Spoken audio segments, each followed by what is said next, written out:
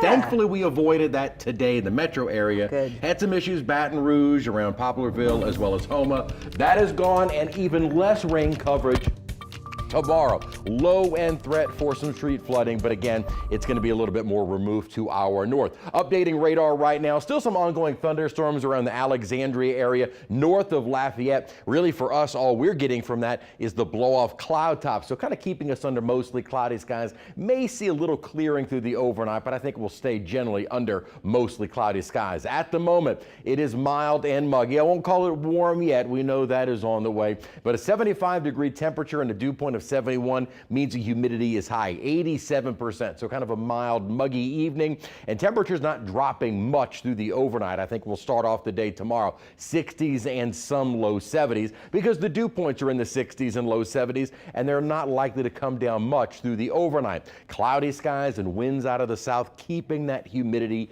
in place through the overnight. So the rain chances decreasing. Yesterday's coverage was greater than we saw today. Tomorrow will be even less, and then really dry going into the weekend. Temperatures, though, will be on the rise, especially this weekend, clocking out, or topping out, I should say, at about 90 degrees, maybe as soon as Saturday, more likely on Sunday and Monday. And that means we'll likely start flirting with some records on these dates coming up, upper 80s and lower 90s. We're also watching the rising river, but no real concerns for New Orleans. Here's what's going on right now. There's still a great deal of instability around the upper atmosphere, and that has been triggering our daily showers, keeping some storms going even into the kind of nocturnal late night hours. And that's likely to be the case a little bit more to our west. For us, the bulk of the rainfall wrapping up, and we will be starting off the morning dry tomorrow. Then with a little bit of daytime heating and that additional instability, a few spotty to scattered showers are likely, but rain chances tomorrow probably at around 40%,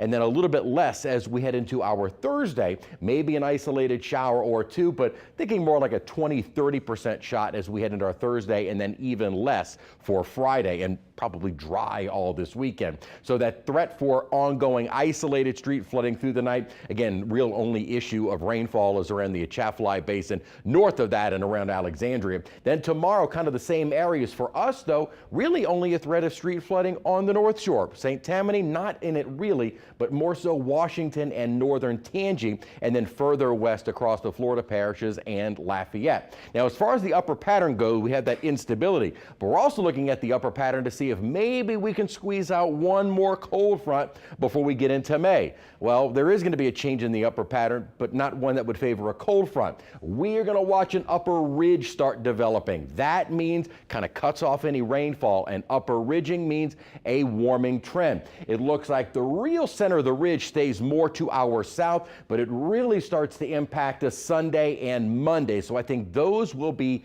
our hottest days, and I think easily getting up to about 90 degrees. We're in that time of year with the higher sun angle. You couple that with this building upper ridge, I think we could easily get into the 90-degree range. We've already been a couple of times this season in the upper 80s, so I do think we'll probably hit 90. And of course, by Saturday, with those temperatures forecasted into the upper 80s and low 90s, we will be flirting with records. As far as the Mississippi River level goes, again, we're at phase 2 for flood control. That just means more intense investigations and surveillance of the levees for the entirety of the Mississippi River. Again, we're not expecting any kind of major flooding at all. As a matter of fact, the forecasted crest should stay just below the minor flood stage, hang there for a couple of days, and then immediately start dropping. The forecasted crest and then an eventual decrease does take into account further rainfall upriver in long terms, and there is nothing that really looks like it's going to add to the forecasted crest. So some good news along the river. Hopefully our spring flooding remains fairly